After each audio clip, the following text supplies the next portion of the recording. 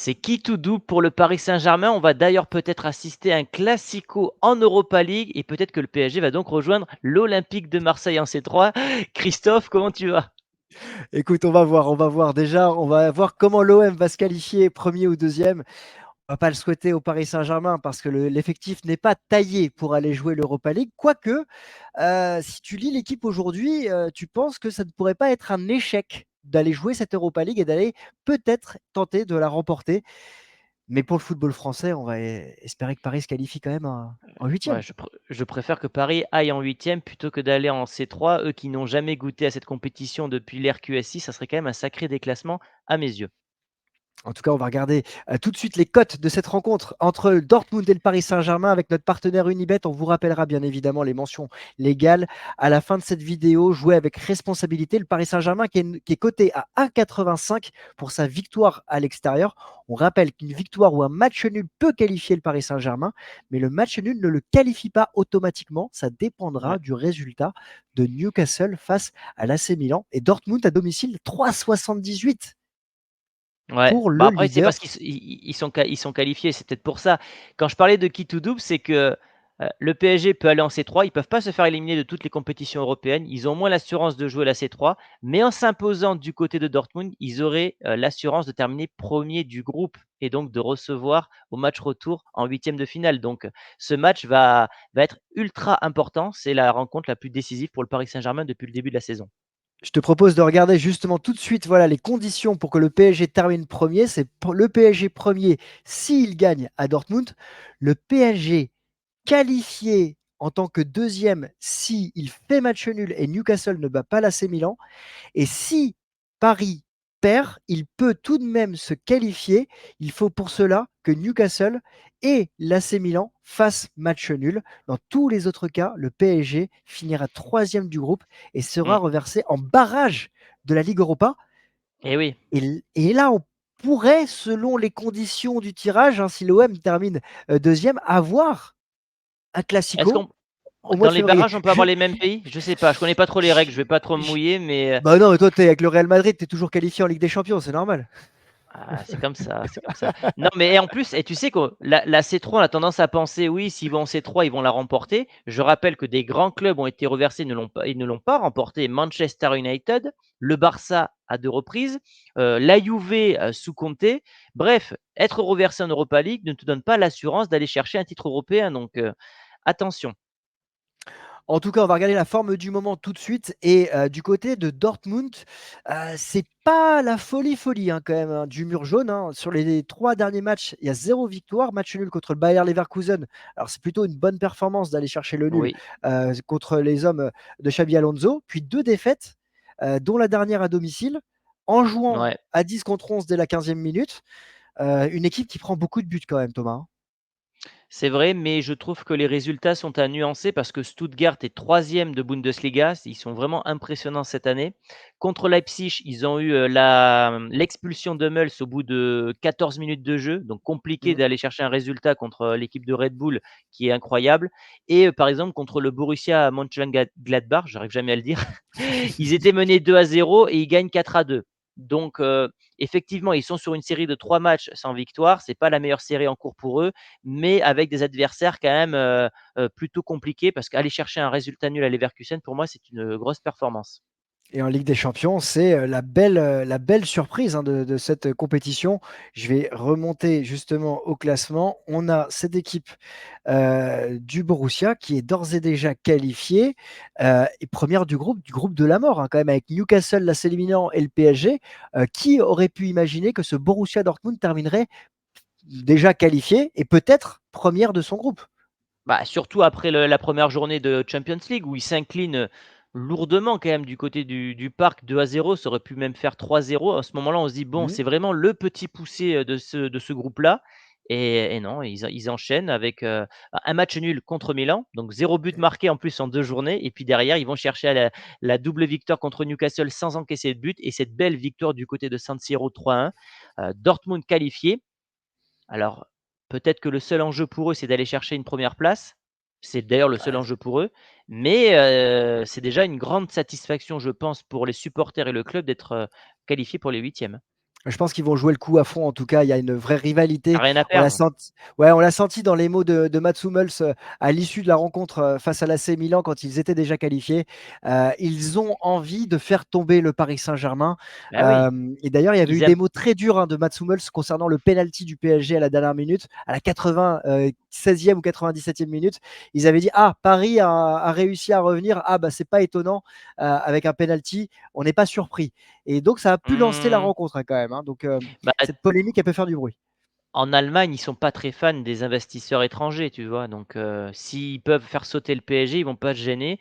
Comme tu l'as dit, ils ont strictement rien à perdre, donc peut-être qu'ils vont jouer libéré et ça va être un match incroyable. Franchement, j'ai Ah, c'est hâte. C'est clair. peut-être Moi un aussi, des j'ai matchs hâte. qui me hype le plus depuis le Bah, début de c'est la saison peut-être parce que tu sais, ouais, c'est le match du début de saison, ouais, c'est clair. ouais, voilà, c'est ça, tu as des enjeux qui sont complètement dingues parce que si le PSG, termine premier, bon, beh, ils peuvent rêver d'un grand parcours parce que derrière tu peux avoir un tirage plus favorable. Par contre, si le PSG sombre en C3, c'est peut-être le début d'une crise, qu'on n'a peut-être jamais vue du côté du PSG, tu vois? On va en parler, mais juste avant, je voudrais te montrer la forme de ce Paris Saint-Germain quand même, parce que elle est assez intéressante à observer.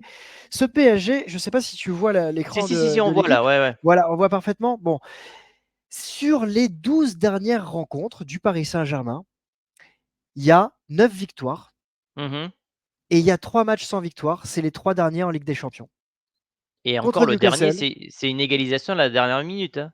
Mais c'est ça qui est fou, c'est que tu as un Paris Saint-Germain qui est en train de prendre son emprise en Ligue 1 et qui retrouve ses standards habituels de remporter toutes ses rencontres. Et puis, alors je me suis trompé, c'est pas les 3 derniers matchs de Ligue des Champions parce qu'il y a eu ce 3-0 face à l'AC Milan, mais sur les 4 Mmh. derniers matchs de Ligue des Oui, Champions, il y a oui, une oui, seule victoire à domicile. Et ensuite, c'est cette défaite à Newcastle, cette oui. Ouais, ouais. défaite à Milan, 2 matchs à l'extérieur. Paris qui encaisse beaucoup de buts, 6 buts en 2 rencontres à l'extérieur. Et en revanche, en Ligue 1, ça reste le roi sur son terrain. Mmh mh. Comment tu Tu l'expliques raison. ça? Ouais, j'ai une explication, c'est Habib Beye qui l'avait dit, il avait dit une fois, beh, au moment du tirage, je crois d'ailleurs, il avait dit: «Ça sera très compliqué pour le PSG» parce que, historiquement, ce club-là a du mal à voyager en terre hostile, là où le public est très chaud. Ils sont Mmh, souvent déstabilisés. Il a vu juste puisque, 2 défaites. Ils vont à mmh. Dortmund sur un terrain qui va être très compliqué. Et ouais, tu as raison, il y a un paradoxe parce qu'on retrouve des résultats un peu type Laurent Blanc à l'époque en Ligue 1 avec, 3 buts d'écart à chaque rencontre. Mais en Ça Ligue des déroule. Champions, tu as l'impression qu'il n'y arrive plus. Il manque peut-être cette touche créative qui permet, de trouver la faille offensivement. Alors après, en nuance, évidemment, on dit que les résultats en Ligue 1 vont bien. Les résultats, c'est une chose. Le jeu, lui, en est une autre, puisque Paris est peut-être moins maître du jeu qu'il pouvait l'être auparavant. Moi, je l'explique aussi par rapport à la jeunesse de l'effectif. Il y a un joueur qui est clé, un joueur qui grandit avec ce Paris Saint-Germain, je trouve, qui est en train de trouver ses marques et qui ne sera pas là face à Dortmund. C'est Ousmane Dembélé qui a été le Ouais, dynamiteur ouais, face au FC Nantes. on en avait parlé, ouais. Ouais, ça peut jouer contre ce Paris Saint-Germain. On verra tout à l'heure quel 11 le Paris Saint-Germain peut-il mettre en place. Mais quand même, il y a, voilà, il y a des éléments où il y a pas de certitude. Et puis comment Mbappé va-t-il aborder cette rencontre? Mais tu sais que c'est dingue parce que qui aurait cru dans ce mois de décembre qu'on dirait que l'absence de Dembélé serait, cruciale et que c'était peut-être et que c'est même le meilleur joueur offensif du Paris Saint-Germain depuis le début de la saison? Parce qu'à mes C'est yeux vrai. et je pense, à tes yeux aussi, il est devant Mbappé et devant Kolo Muani. Alors qu'on aurait Ouais. pu, croire qu'il serait le numéro 3 avec un Kolo Muani qui coûtait 90 millions, qui explosait tout en Bundesliga, évidemment la méga star Mbappé. Mbappé, ben ouais, il nous déçoit depuis le début de la saison en Champions League, je mets bien la parenthèse en Champions League et même de manière générale, je trouve que je ne sais pas si c'est lié à cette préparation estivale tronquée, à toujours ces rumeurs de transfert répétées du côté du Real, mais je ne retrouve pas le joueur des saisons passées. Il y a quelque chose qui a changé. Je ne suis pas assez spécialiste pour te dire quoi, mais il y a quelque chose qui a changé chez Mbappé. Oui, on en a parlé maintes et maintes fois. Maintenant, moi, j'estime que sa préparation a un impact évidemment sur son rendu sur le terrain.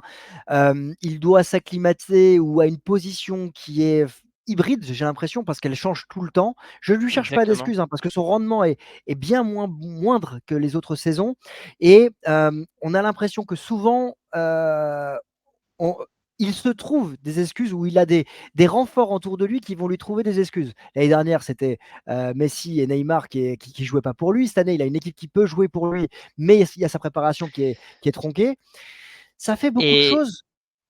Et Ouais, tu sais vas-y, ce que je vas-y, t'ai dit vas-y. la semaine dernière en off? Je t'ai dit: «Tu as vu ce qu'ont dit Roustan et Mikou à propos d'Mbappé?» C'est que, eh beh, le jeu du PSG, il passe du côté droit, alors que tu es censé avoir le meilleur joueur du monde. C'est bizarre parce que, je prends l'exemple d'un Cristiano Ronaldo, quand tu avais Ronaldo au Real, le jeu passait par son côté. Quand tu avais Messi à droite, à Barcelone, le jeu passait à droite et là, le jeu passe côté droit, côté Hakimi, côté Dembélé. Et C'est pourtant, vrai. il a l'équipe qu'il voulait. Donc comment on l'explique ça? C'est que le côté gauche du PSG avec Hernandez, Mbappé, ce n'est pas le couloir fort du Paris Saint-Germain. C'est quand même Ouais, troublant, je trouve. ouais, mais Hernandez, on ne sait pas si c'est réellement son vrai poste. On attend du côté du PSG Ouais. le retour de Nuno Mendes. Non, j'essaie de nuancer parce que enfin, c'est vrai que tout n'est pas parfait du côté de Mbappé. Mais moi, je me pose la question, c'est quoi le vrai poste d'Mbappé cette année? Est-ce qu'il est numéro 9? Est-ce qu'il est ailier gauche? Est-ce que Colomwani ou Gonzalo Ramos vont être utilisés en numéro 9? Est-ce que Barcola va être titulaire? Est-ce que Kangin va être titulaire? Tu vois, tu as quand même beaucoup de joueurs du côté du Paris Saint-Germain. Tu as une vraie profondeur de banc.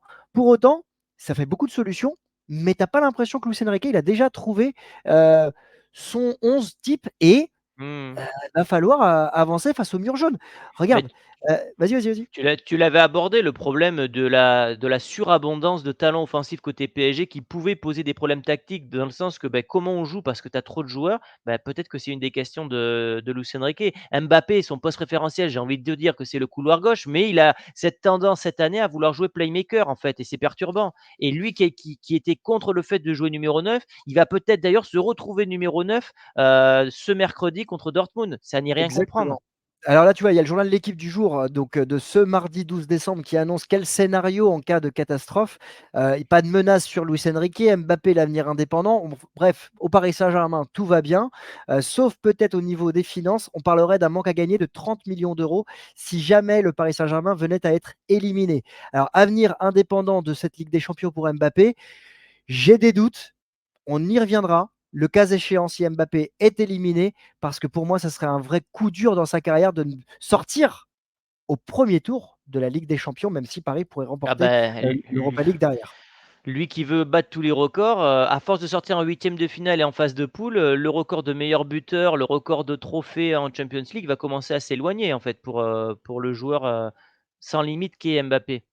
C'est vrai, c'est vrai. En tout cas, dans cette attaque, donc toi, tu verrais quoi comme attaque du côté du PSG? Tu verrais Alors, Mbappé en numéro 9 ou pas?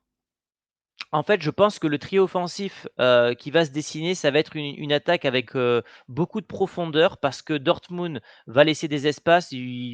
C'est une équipe allemande et je pense que derrière, ils sont assez lents donc je pense qu'on peut avoir Barcola qui a bien joué ce week-end avec Mmh. Mbappé et Kolo Muani et à ce moment-là, D'accord, Mbappé en numéro 9. d'accord, OK, Moi je OK, OK.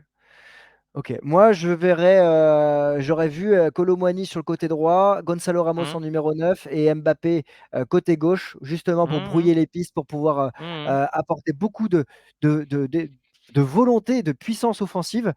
Et Kangin Lee juste derrière Mbappé dans ce milieu à 3 avec Ugarte notamment et et il y a Fabien Ruiz. peut-être le retour de Ah, Fabien Zaïre Ruiz est Emery blessé. en Et Zaïre Emery, oui, Zaïre Emery, parce que Ruiz est blessé. voilà, Zaïre Emery qui a rejoué contre Nantes, c'est ça?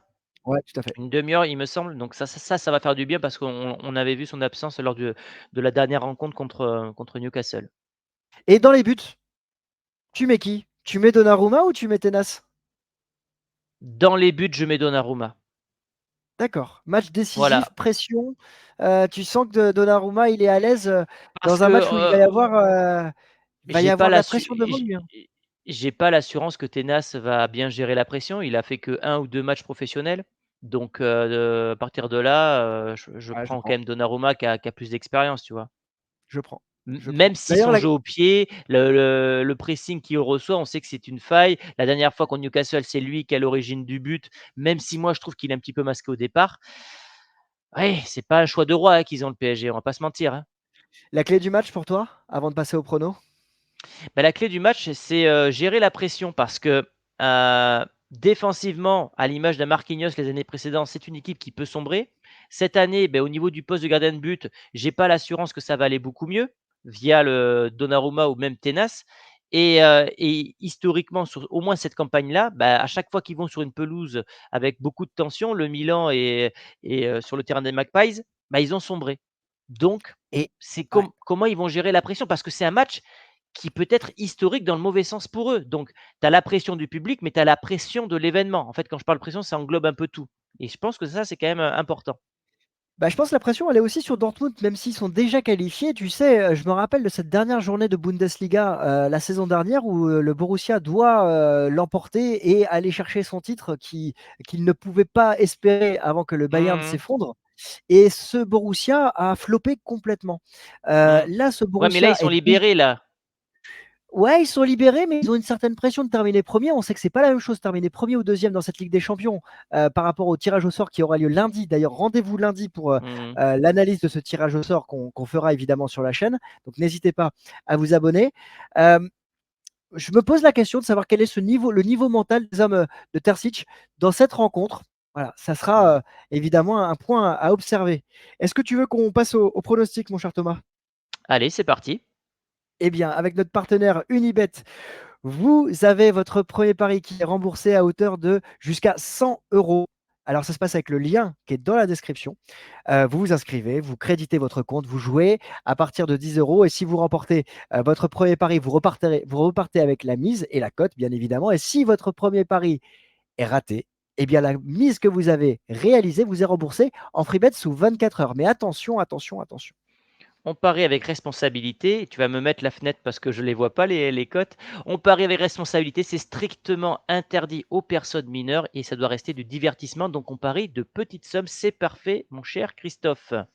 Et donc, on rappelle les codes qu'on a annoncés en introduction. 1,86 pour la victoire du Paris Saint-Germain qui Mmh. qualifie le PSG et qui les rend premiers. Le Ouais, match nul n'est pas une certitude pour la qualification du PSG à 3,95. Elle est très très grosse cette cote.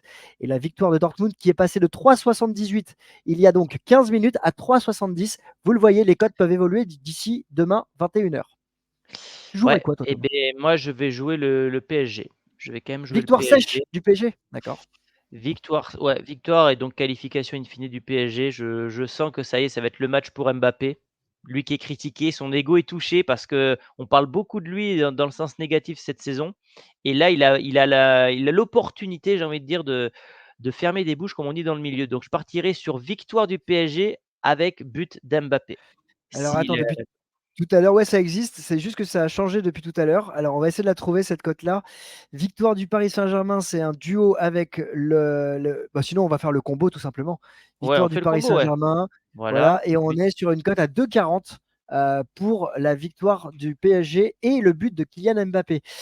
mmh, Alors moi, je vois un scénario un peu plus crispant pour les supporters parisiens, avec un peu plus de suspense et la non-maîtrise totale de l'événement, mais la bascule dans le bon sens quand même. Je vois Paris se qualifier, mais je vois Paris ne pas perdre cette rencontre, ce qui fait qu'on peut envisager le match nul. Match nul ou PSG, c'est à 1,23. On est sur une cote qui est un peu moins agressive. mmh Euh, mais ça veut dire que s'il y a match nul, il faudra être attentif au résultat de et ouais. Newcastle face à l'AC Milan. Et je me dis que dans cette campagne spéciale du Paris Saint-Germain, eh bien, Paris ne remporterait pas de victoire à l'extérieur peut-être et Ouais, ouais. pourrait se qualifier pour aller grandir peut-être, rêver plus grand à partir des huitièmes. En tout cas, je vois Paris Saint-Germain se qualifier. Si j'ai un score sec, quand même, j'irai vers le un but partout. OK et quand je te parlais tout à l'heure de pression, imagine le banc du PSG qui apprend que Newcastle mène au score. Ça peut déstabiliser peut-être les joueurs parce qu'ils seront dans l'obligation d'aller chercher, un résultat à ce moment-là et là, ça peut être vraiment la gestion des émotions qui va guider ce PSG donc ouais, ouais, ça va être, bah, de toute façon, ce match, il va être dingue. On va le débriefer à chaud, que ça soit dans le bon Évidemment. sens ou dans le mauvais sens et si Paris arrive à se sortir de ce groupe en terminant premier, est-ce qu'ils n'auront pas fait le plus dur dans cette Ligue des champions 2023-2024? Je pose la question, L'avenir mon nous cher le Christophe. dira. Eh oui, L'avenir nous le dira, mais c'est vrai que c'est un match charnière dans l'histoire récente entre Luis Enrique et ce Paris Saint-Germain, et ça fera peut-être grand bruit dans un sens ou dans un autre. exactement. Bah, je crois qu'on a fait le tour. Bah, n'hésitez pas à nous donner votre pronostic en commentaire. N'hésitez pas à vous abonner, à liker, partager, continuer à nous soutenir. C'est vraiment très important. On apprécie énormément et on vous remercie. Et Thomas, je te souhaite une bonne soirée. et je te dis, beh, pareil à demain pour le À débrief à demain. chaud. Ciao. Allez, ciao.